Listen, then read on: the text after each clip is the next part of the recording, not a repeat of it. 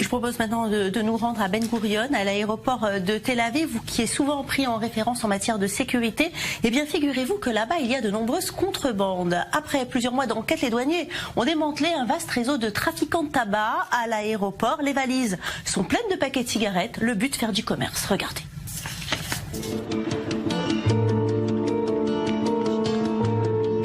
Arrivés à l'aéroport international de Ben Gurion, situé à proximité de Tel Aviv, tous les voyageurs ou presque passent devant la ligne, rien à déclarer.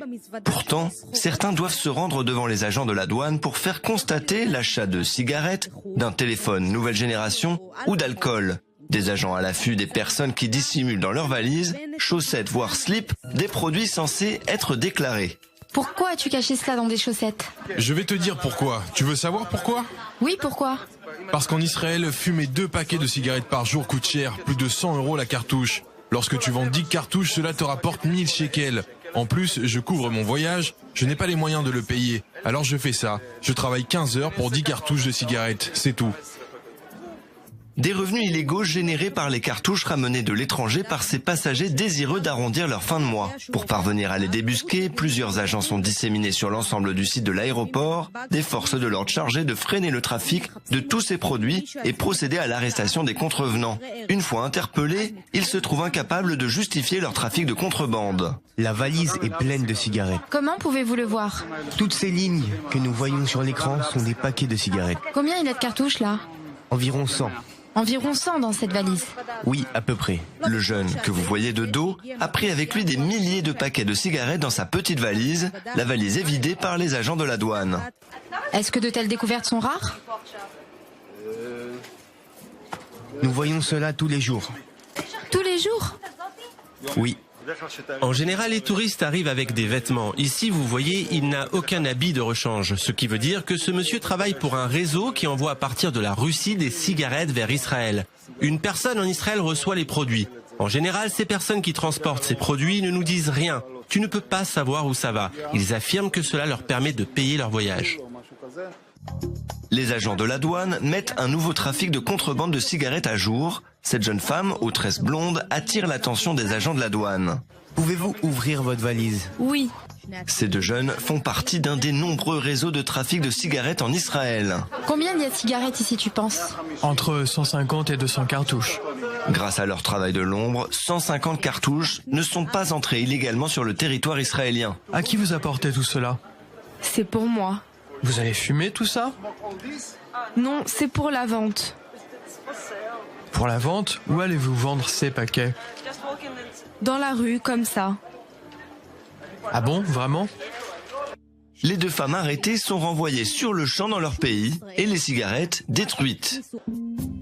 En Israël, depuis le mois de juin, 2800 personnes ont été arrêtées avec près de 48 000 paquets de cigarettes.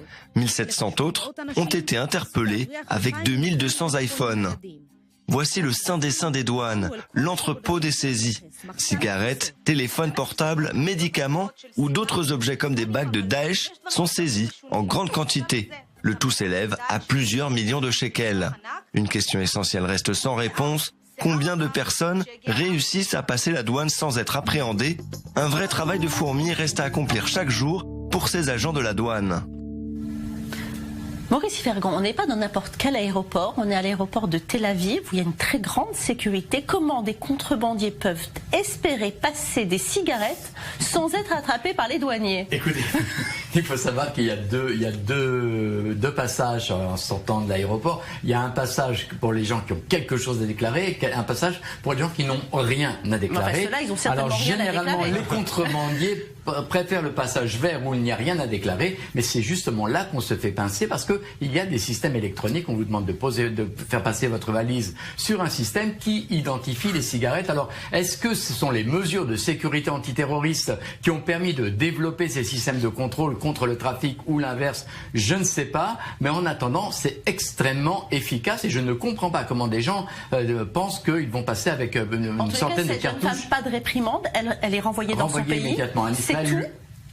pour une personne étrangère, oui, elle est renvoyée dans son pays par le premier avion. Pour un Israélien, c'est beaucoup plus compliqué. Il peut y avoir des poursuites en justice et des amendes assez lourdes à payer. Mais encore une fois, Ben Gurion, c'est un petit exemple. La majorité du trafic se passe soit par la mer, soit par les frontières et surtout par le Sinaï, où les Bédouins pratiquent un trafic de cigarettes énorme, et sur n'importe quel marché israélien, on peut trouver des cigarettes de contrebande aujourd'hui. Mais pourquoi du trafic de cigarettes? C'est si cher les cigarettes ici? Ici, il y a une taxe énorme sur les cigarettes. Les paquets de cigarettes coûtent extrêmement cher, premièrement. Deuxièmement, souvent, certains trafiquants trafiquent pas pour devenir millionnaires, mais simplement pour pouvoir voyager gratuitement. On leur offre le billet d'avion en leur disant « vous nous ramenez des quantités de cigarettes ». Ça permet d'avoir des réseaux de mules pour pas très cher, et ça finance beaucoup le trafic. Oui, parce qu'on parle de contrebande, on parle donc d'argent, mais il paraît aussi que certains tabacs qu'il y a à l'intérieur de ces cigarettes de contrebande, c'est pas du tabac régulier, il faut faire attention quand même. Il faut faire très attention parce que souvent